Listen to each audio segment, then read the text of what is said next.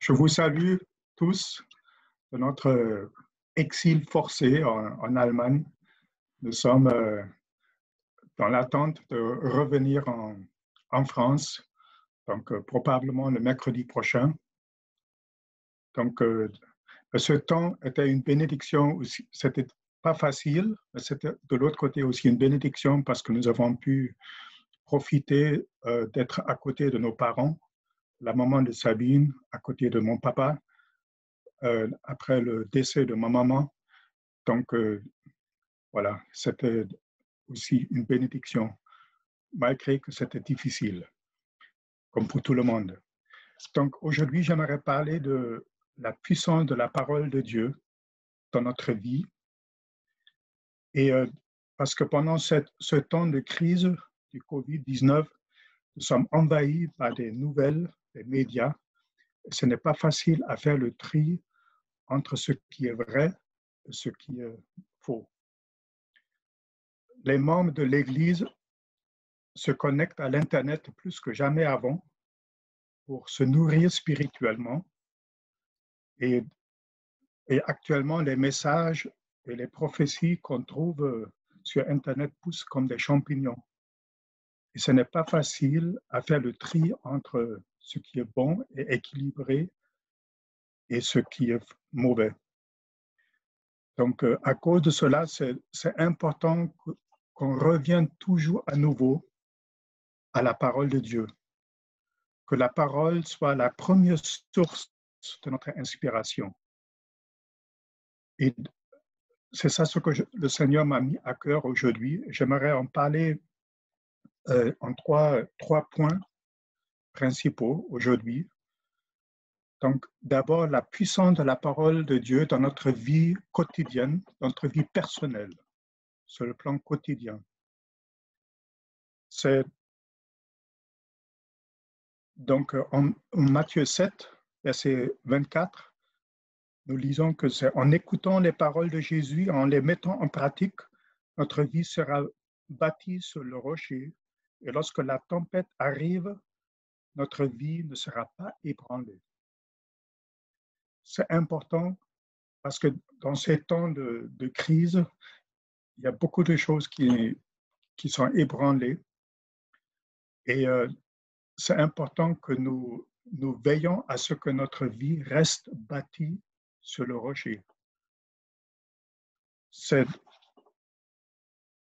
Lorsque tout va bien, on ne voit pas la différence entre la maison bâtie sur le rocher et la maison bâtie sur le sable. Mais c'est le jour de la tempête qu'on verra la différence.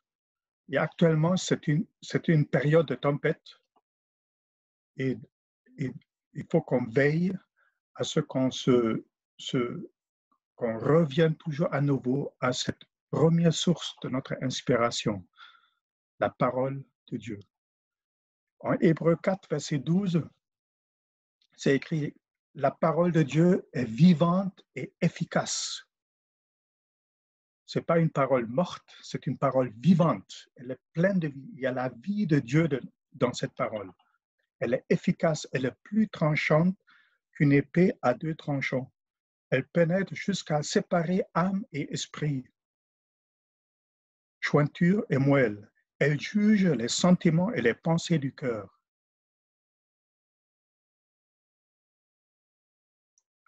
En Matthieu 24, verset 35, nous lisons aussi, parce que dans ces temps, il y a aussi des prophéties qui viennent, qui disent, voilà, c'est la fin des temps, etc. Oui, je crois.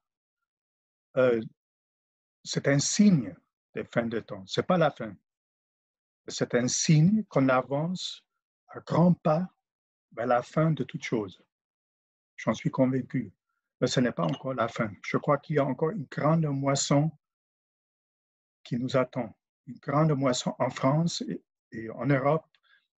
Le Seigneur veut encore sauver beaucoup d'âmes avant que la fin arrive. Mais personnellement, je suis convaincu qu'il ne va pas tarder de revenir.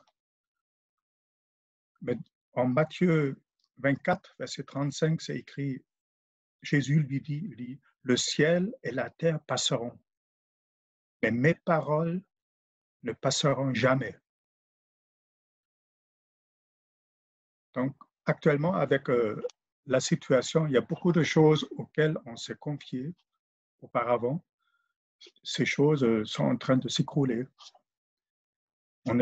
Et c'est là où on voit, est-ce qu'on est basé plutôt ancré en Jésus-Christ et en sa parole, ou bien est-ce qu'on dépend sur des choses, sur des relations, sur des situations de travail, etc.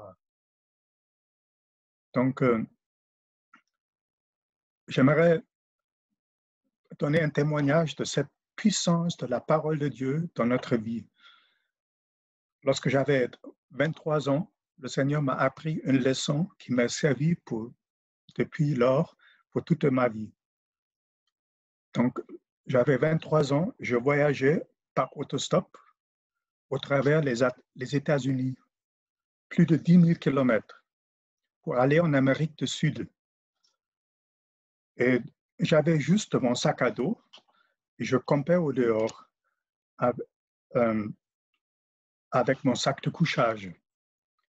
Dans les montagnes des Rocky Mountains, on m'avait fortement mis en garde devant les ours, les grizzlies, qui peuvent attaquer les gens, surtout lorsqu'ils sentent la nourriture, les sandwichs. Donc, une nuit, je me suis couché alors et tout à coup, la peur m'a envahi. Et la peur m'a volé le sommeil. J'ai tremblé. La peur m'a saisi. Finalement, j'ai prié, mais toujours le tremblement n'a pas cessé. Jusqu'au moment où je me suis rappelé des versets bibliques qui parlent de la protection de Dieu. J'ai commencé à réciter ces promesses de Dieu. Je les ai récitées à haute voix. Et après plusieurs minutes de récitation de paroles de Dieu, la paix du Christ qui dépasse toute intelligence, elle se posait à nouveau sur moi. Je me suis endormi paisiblement et le lendemain, je me suis réveillé non pas dans le ventre d'un ours, mais je me suis réveillé et le soleil a tapé sur mon visage parce que j'avais même trop dormi.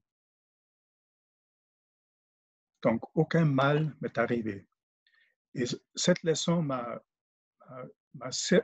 j'ai appris cette leçon que lorsque nous croyons et lorsque nous proclamons la parole, elle déploie toute sa puissance dans notre vie personnelle.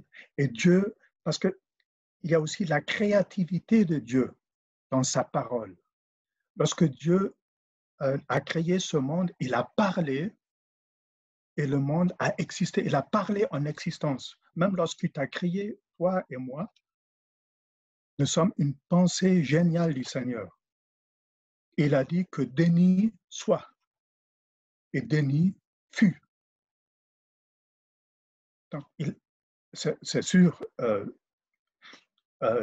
mon papa et ma maman, ils ont contribué à cette œuvre de Dieu. Mais premièrement, c'est Dieu qui a parlé. Tout ce que Dieu fait sur cette terre, il parle. Il envoie sa parole pour créer et pour agir. Donc, c'est important que nous employions activement la parole. Et là, nous verrons que Dieu agira aussi. On peut envoyer la parole de Dieu, les promesses de Dieu dans nos différentes situations, en proclamant la parole, parfois aussi en priant, et la parole va déployer sa créativité et sa puissance. Et Dieu va commencer à intervenir et changer nos situations. Ça dépend des situations. Par exemple, si c'est la peur, on peut par exemple réciter, je donne juste un exemple, il y a beaucoup de promesses dans la parole, mais on peut réciter ce verset qui est bien connu, Psaume 27, verset 1. L'Éternel est ma lumière et mon salut, de qui aurais-je crainte. L'Éternel est le refuge de ma vie. De qui aurais-je peur? Et d'autres versets pour, euh, pour, pour résister à la peur. Ou bien, euh, si on est attaqué par la maladie, si physiquement on ne se sent pas à l'aise, c'est important que nous revenions à la parole de Dieu pour nous baser sur elle, sur la vérité, sur la vérité divine, et qu'on la proclame, et en la proclamant, en la croyant, elle va déployer sa puissance et sa créativité dans cette situation. En psaume 107, verset 20, c'est écrit, « Il envoya sa parole, il les guérit, il les délivra de leurs infections. » Ou bien Ésaïe 53, 4, versets 4 à 5, nous connaissons ce passage. Certes, ce sont nos souffrances qu'il a portées, c'est de nos douleurs qu'il s'est chargé. C'est par ses meurtrissures que nous sommes guéris. S'il y a un manque financier, un défi financier, je crois souvent nous sommes tentés à agir d'abord d'une manière humaine. Bon, qu'est-ce que je peux faire? Qu'est-ce que je peux faire? Comment je peux sortir de cette situation? Ben, c'est important qu'on revienne toujours à la parole d'abord. C'est la parole qui nous enseignera aussi ce qu'on doit faire activement après. Souvent, on mélange les choses. On commence à imaginer les choses et on agit. Mais le Seigneur veut qu'on revienne vers lui d'abord et sa parole, qu'on croit à sa parole, qu'on proclame la vérité de sa parole sur notre vie, sur notre situation, sur cette situation difficile. Et ensuite, il nous dira ce qu'on doit faire. Souvent, il y a une conséquence, il y a une action qui doit suivre.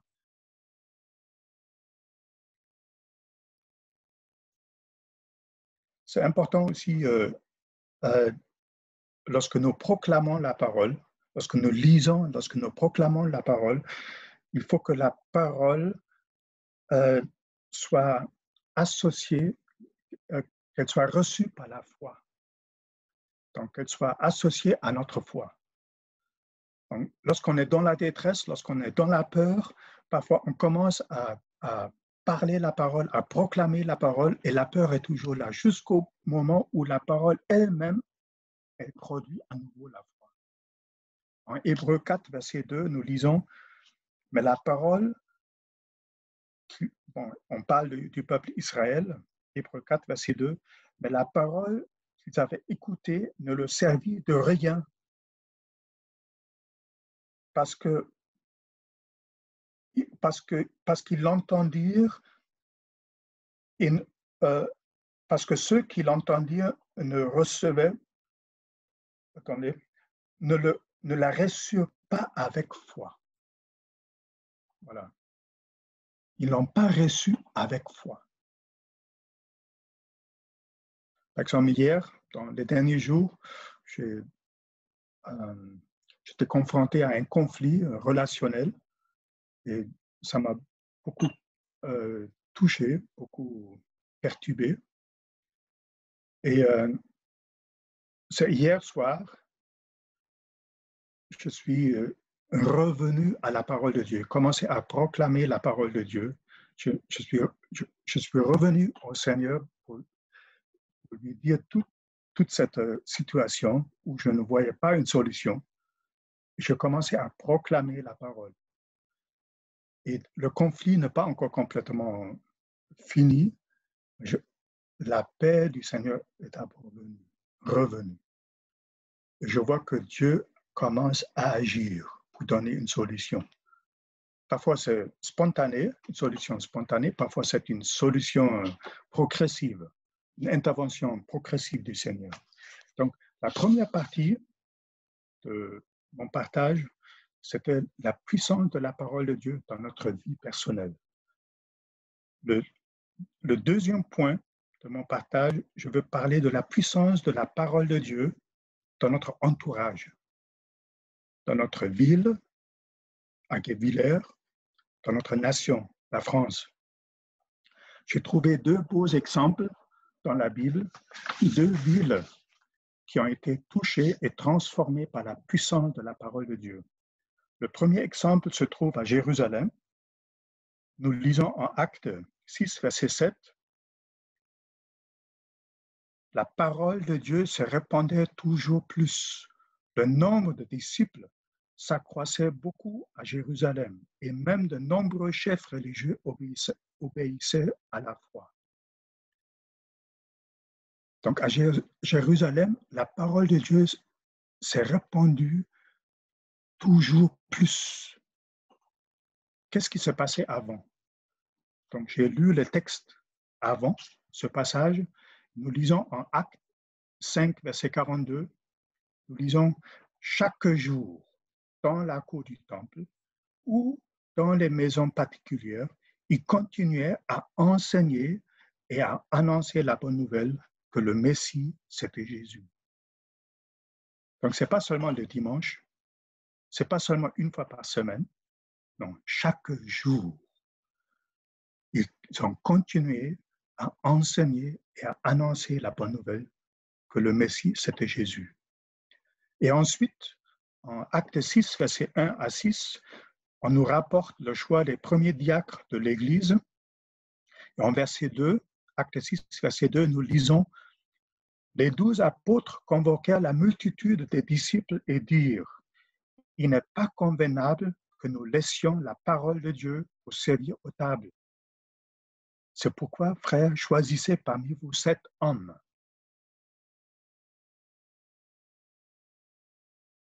Donc ça m'a touché parce que les responsables ont fait de la priorité une priorité.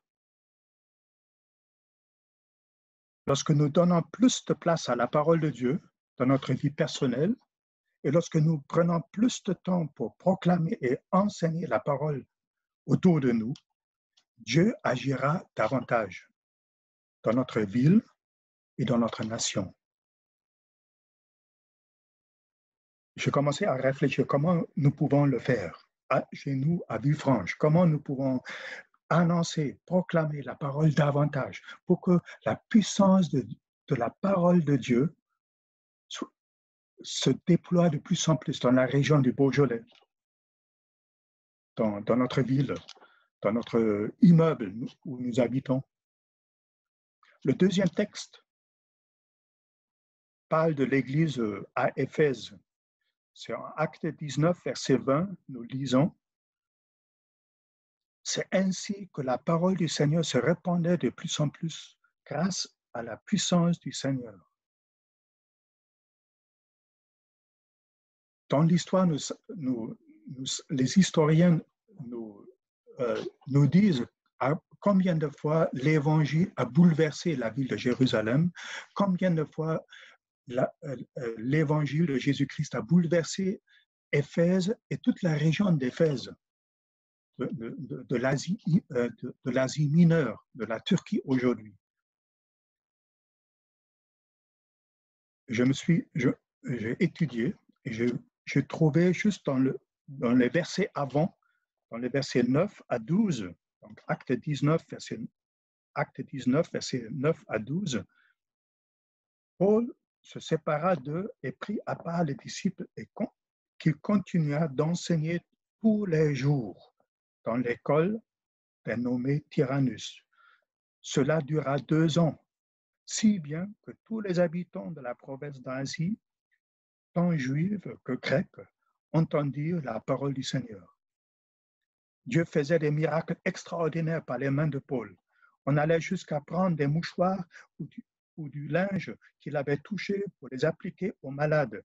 Ceux-ci guérissaient et les mauvais esprits s'enfuyaient.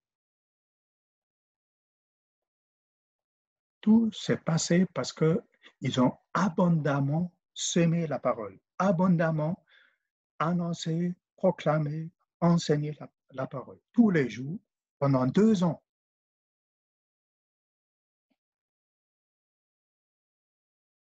c'est ça ce qui a changé l'atmosphère. C'est ça, c'est ça ce qui a changé la ville et toute la région. Donc, lorsque nous donnons plus de place à la parole de Dieu dans notre vie, et lorsque nous prenons plus de temps pour la proclamer et l'enseigner autour de nous, Dieu agira davantage dans notre ville et dans notre nation.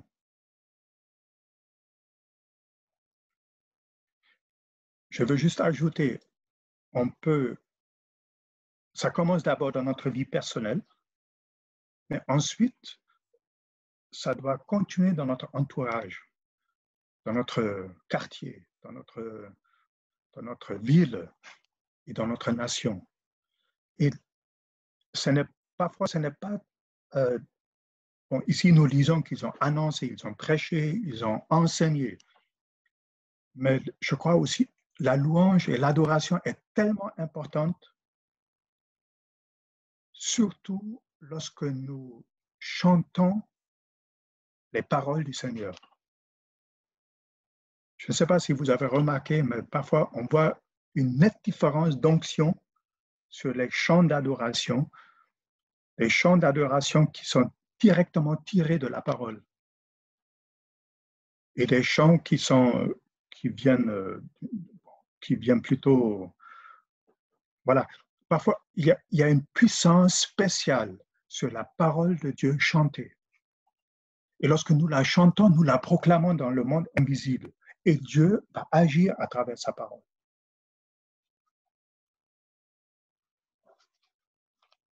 La même manière, par exemple, des proclamations prophétiques sur notre vie, notre famille, notre entourage, notre ville, notre nation, c'est important.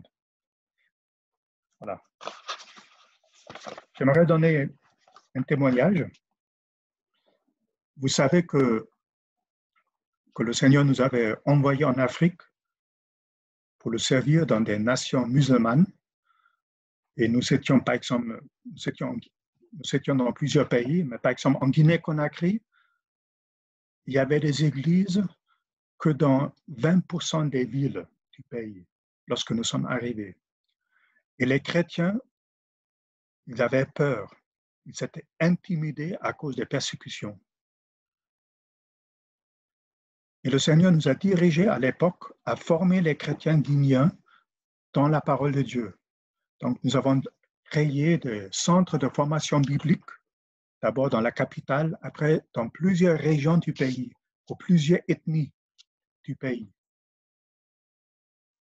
La parole de Dieu a tellement fortifié et équipé les chrétiens qu'ils ont commencé à annoncer la parole partout. Ils se sont débarrassés de la peur, de la timidité, et ils ont trouvé leur identité en Christ à travers la parole. Ils ont pris le courage, ils ont annoncé, proclamé la parole. Et Dieu a souvent confirmé sa parole par des miracles de guérison, des miracles de délivrance. Et la parole de Dieu a changé l'atmosphère spirituelle du pays. Aujourd'hui, la Guinée est toujours une nation musulmane. Mais au fil de 20 ans, il y a des églises dans toutes les villes et dans des centaines de villages de la Guinée-Conakry aujourd'hui.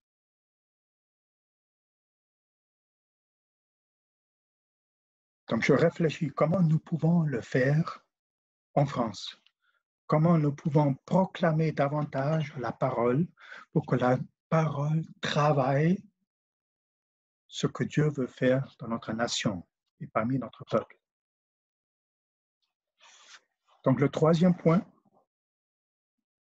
et le dernier point que j'aimerais partager avec vous. Vous êtes toujours avec moi? Ça va? Merci. Donc, je découvrais un secret dans ces deux églises, à Jérusalem et à Éphèse.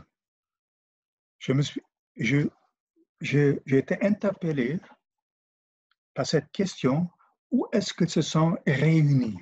Où exactement? À Jérusalem, nous lisons à Acte 5, verset 42, nous lisons « Et chaque jour, dans la cour du temple et dans les maisons particulières, ils continuaient à enseigner, à annoncer la bonne nouvelle que le Messie, c'était Jésus. » Donc, l'église de Jérusalem, ils se sont réunis pour le culte au temple et pour les petites réunions dans les maisons, chaque jour.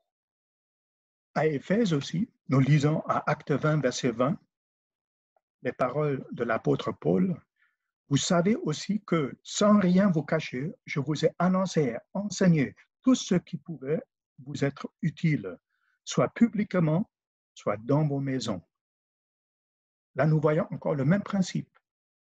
Publiquement, dans les grandes réunions et dans les maisons. Donc, je vois que les premiers chrétiens, ils avaient une structure d'église qui était basée sur 2 pieds. Et c'est pour ça que l'église était stable. Nous voyons combien de fois notre vie d'église a été ébranlée, être secouée par la crise actuelle, parce qu'on ne peut plus se réunir, sauf se réunir virtuellement. Donc, c'est un défi pour la vie de l'Église. Même lorsque le confinement sera fini, ce sera tout un travail à reprendre, à reconstruire l'Église. Et ce sera aussi un bon moment pour repenser l'Église. Pour voir, est-ce que nous voulons juste continuer comme toujours, ou bien est-ce que nous pouvons peut-être faire des changements pour plus tard, lorsqu'une autre crise arrive, qu'on soit encore mieux préparé. La première Église, elle a été secouée par des persécutions. Donc, elle était basée sur 2 pieds. 2 pieds. Lorsque un pied est tombé, lorsqu'il ne pouvait plus se réunir dans le temple, il y avait toujours les maisons.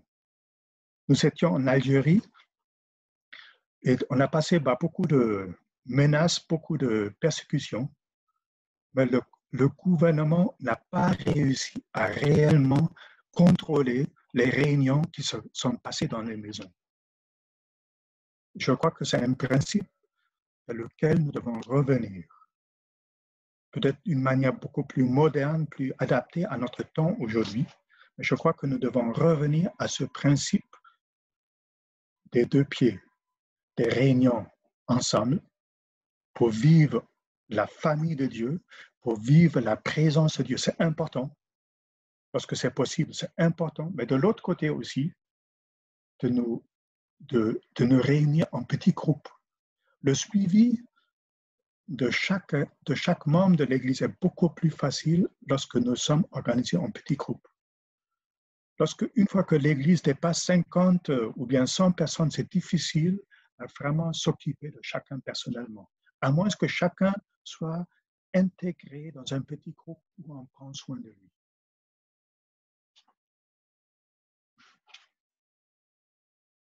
Donc, je nous encourage ce matin à réfléchir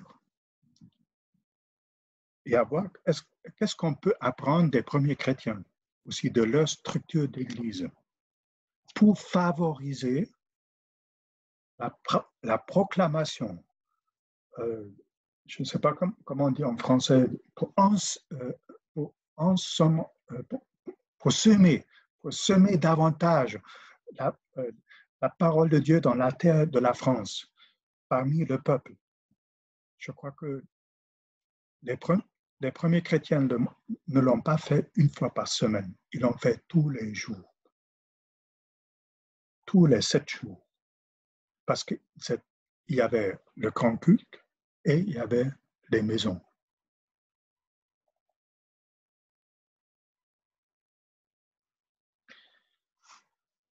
Peut-être juste une dernière question, parce que je suis, entre autres, nous avons aussi, je suis responsable d'une œuvre humanitaire qui s'appelle Target Hope. Et nous avons profité de ce temps en Allemagne pour nous réorganiser en équipe réorganiser le bureau de cette œuvre, de cet organisme. Et on a souhaité que la plupart des personnes qui travaillent bénévolement sont de notre âge. Donc, entre 45 et 60. Et nous nous sommes posé la question, mais nous voulons intégrer davantage aussi la jeune génération. Donc, tout récemment, on a parlé avec quelques jeunes. Ils ont dit, oh, oui, mais on aimerait bien, mais la façon dont vous le faites, ça, c'est pour vous. C'est pour votre génération. Ça ne marche pas pour notre génération. Et ça m'a donné une pensée. Je dis, vraiment, il faut qu'on les écoute davantage. Pour l'Église, c'est la même chose. Si on continue juste comme on fait, je pense nous devons. Je pense que c'est bon de penser aussi à la prochaine génération pour les intégrer davantage et les écouter et dire comment vous voulez aussi qu'on fasse pour que ça soit plus adapté à vous aussi. Donc, demain soir, avant de partir en France, donc demain soir, on aura un repas avec quelques jeunes pour les écouter, pour savoir comment mieux faire et comment ouvrir notre travail. Bon, ça concerne notre œuvre humanitaire, mais comment l'ouvrir, comment le gérer de façon pour que les jeunes aussi se sentent à l'aise, que les jeunes aussi voient quelque chose, soient motivés de s'engager activement. Voilà. Donc, je résume à la fin la puissance de la parole de Dieu dans notre vie personnelle, la puissance de la parole de Dieu dans notre entourage, dans notre ville, dans notre nation.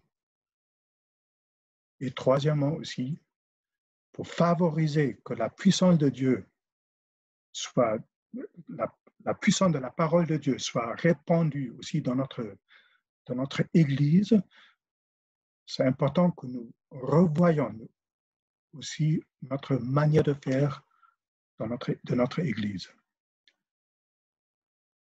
Voilà. Que le Seigneur vous bénisse.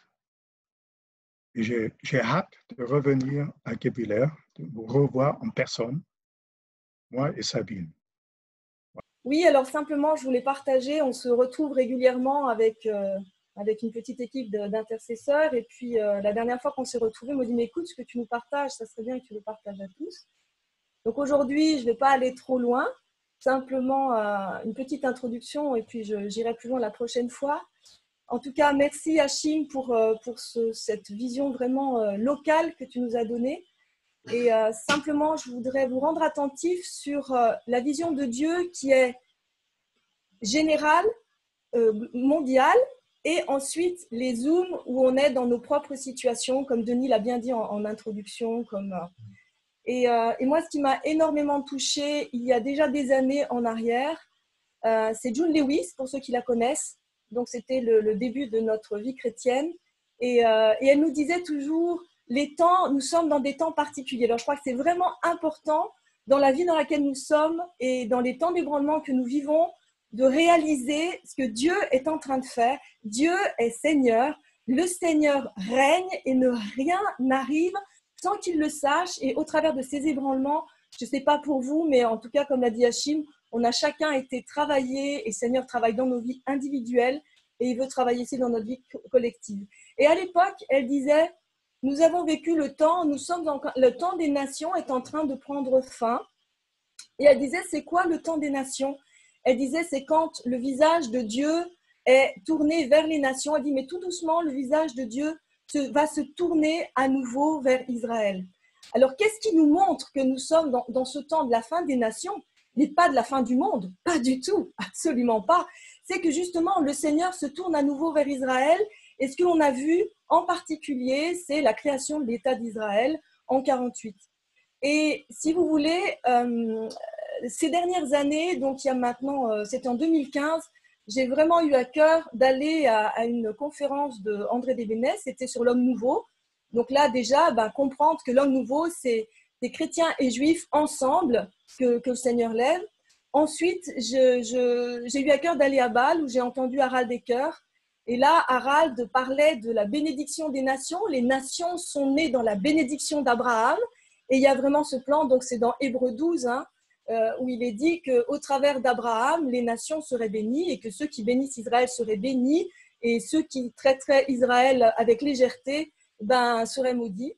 Et là, ce qui m'a profondément touchée, c'était un frère, Ruben Berger, pour ceux qui le connaissent, je ne sais plus lequel des deux, qui disait « Mais est-ce que vous priez pour nous parce que vous voulez être bénis ou est-ce que vous nous aimez ?» Et là où je veux déjà appuyer ce matin, vous savez que dans la parole, il est dit que dans la fin des temps, y aura-t-il encore de l'amour sur la terre? Et là, quand ce frère a dit ça, je me le suis pris vraiment dans la figure. Je dis, est-ce qu'on fait les choses parce qu'on veut être béni ou est-ce qu'on aime vraiment? Et ça, je voudrais le dire là, pour ceux qui ont suivi les Watchmen, on n'a pas été nombreux.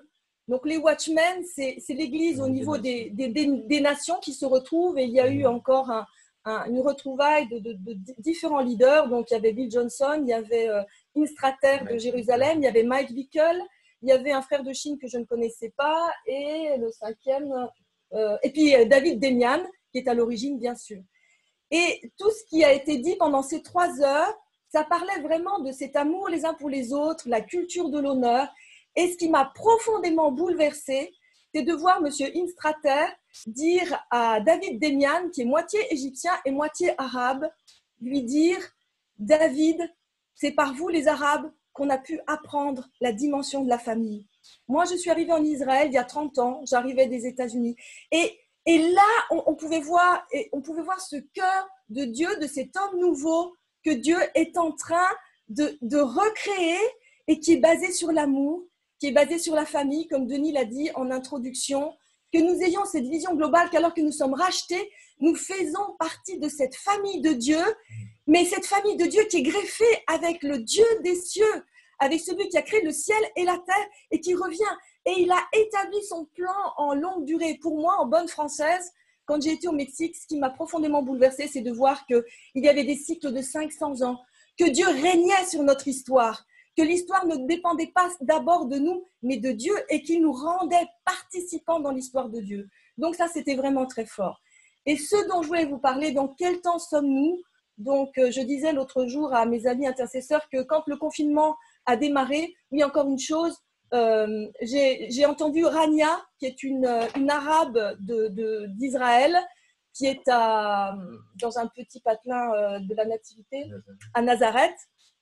Elle est responsable d'une maison de prière et il y a quelques années, le Seigneur l'a bouleversée. Il s'est présenté à elle comme le Jésus juif. Il disait, mais attends, et il disait, mais ce n'est pas une histoire de supériorité, c'est une histoire de priorité.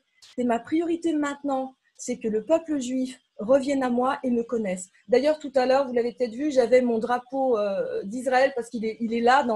À chaque fois que je prie, souvent, je le prends. Simplement, c'est porter le peuple d'Israël devant le trône pour qu'il rencontre Jésus. C'est la pensée de Dieu aujourd'hui.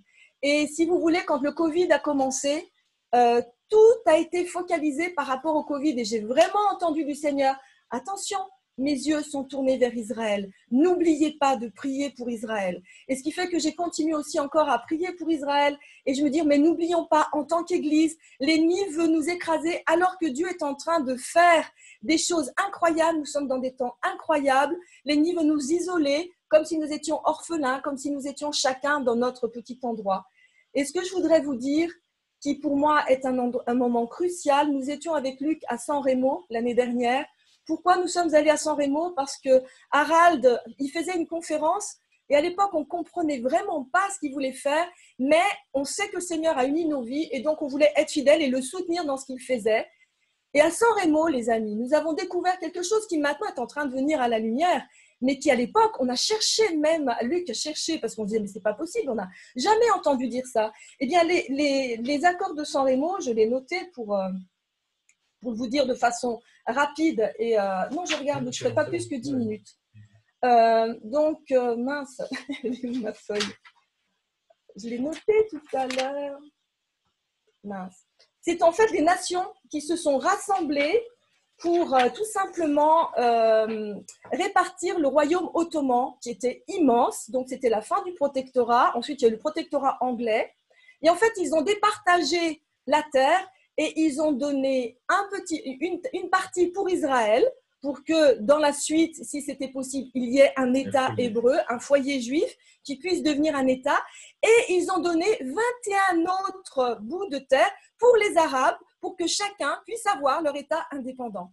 Et à ce moment-là, les Arabes étaient bien sûr ravis, parce que chacun avait, et puis il y avait juste cette petite terre qui était donnée pour Israël, mais qui en attendant était le désert, mais on leur en a pris au passage. Mais bon, juste pour dire qu'il y a eu là ça s'appelle pas des accords, ça s'appelle, c'est des accords internationaux, mais qui ont une force de loi juridique. Donc, la décision de donner cette terre à Israël, elle a été faite à ce moment-là et non pas en 1947. Et c'est inaliénable. Alors, voilà, simplement aujourd'hui, et là où j'étais frappée l'autre jour, notre président prend régulièrement position par rapport dans tout ce que peut faire Israël. Et il faut savoir qu'il y a eu des accords par rapport au pétrole. Et ce que je voulais dire en passant, cet amour, c'est pour Israël, mais aussi pour les Arabes. Qu'est-ce qui fait que l'on s'intéresse à la Palestine ou aux Arabes? Ce n'est pas l'amour pour les Arabes, c'est pour le pétrole. Alors que Dieu nous demande d'aimer les peuples arabes, d'aimer le peuple d'Israël. Et en lui, il y a cet homme nouveau qu'il est en train de faire.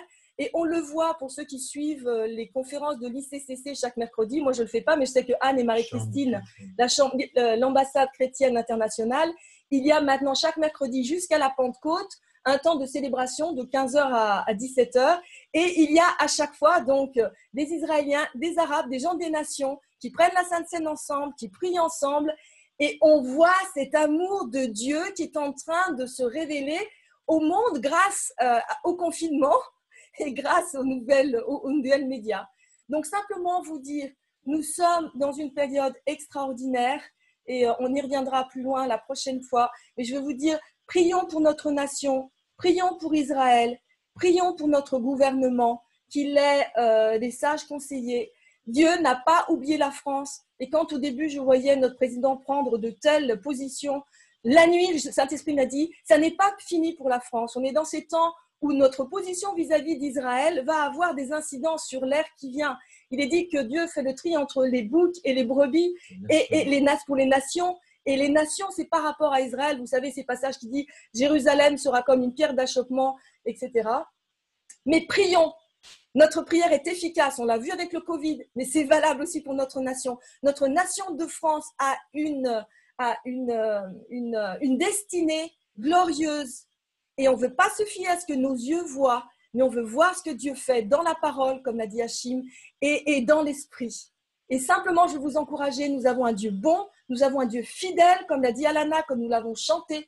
Ces promesses, elles sont oui et amen. Il y a des promesses pour les nations, il y a des promesses pour Israël. Et la parole de Dieu nous dit qu'au travers d'Israël et la grâce qu'il va manifester à Israël est un signe d'espoir pour toutes les nations. Parce qu'on n'est pas meilleurs les uns que les autres et tous, nous avons besoin de ce si grand salut. Et c'est un signe d'espérance extraordinaire. Seigneur, vraiment, nous te bénissons pour qui tu es. Nous te bénissons pour ta parole. Seigneur, merci parce que tu as cette macrovision et les microvisions de nos vies, de nos églises, de nos villes. Et Seigneur, vraiment encore, nous voulons bénir notre gouvernement. Seigneur, nous voulons déclarer que toi, tu règnes au-dessus. Alléluia. Et Seigneur, nous crions grâce, nous te demandons pardon pour toutes les positions abominables qui sont prises et qui veulent mener notre pays dans la destruction et non pas dans la liberté. Mais nous déclarons que ton sang parle plus fort et nous te prions, Seigneur, que tu nous donnes déjà en tant qu'Église de nous tenir dans la vérité et la justice, sachant en qui nous avons cru. Et nous prions pour ce si grand salut, Seigneur, pour Israël et pour les nations. Seigneur, merci pour ces temps de réconciliation dans lesquels nous trouvons. Continue d'éclairer nos cœurs et Seigneur, que nous puissions être fidèles à ta parole, chacun là où tu nous places et que ton nom soit glorifié, que ton règne vienne. Seigneur, que l'éternité vienne, est en train d'envahir la terre et que les œuvres qui sont basées sur toi, nous le savons, vont perdurer jusque dans l'éternité. Ce sont tes œuvres que nous voulons faire, Seigneur. Ta parole qui est cette parole, qui est ce roc qui va demeurer dans les âges. Et nous te donnons gloire, Père, au nom de Jésus. À toi, Denis. Amen. Merci. Merci pour cette perspective. Et j'en profite pour juste prier brièvement pour nos autorités. Mon Dieu, je te loue et te remercie parce que tu fais toutes choses bonnes pour tes enfants.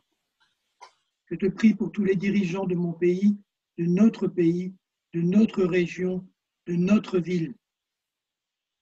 Je te les remets afin que les décisions qu'ils prennent favorisent la paix et la cohésion. Par la puissance de ton esprit, je te prie de les toucher par l'évangile de vérité qui sauve. Amen.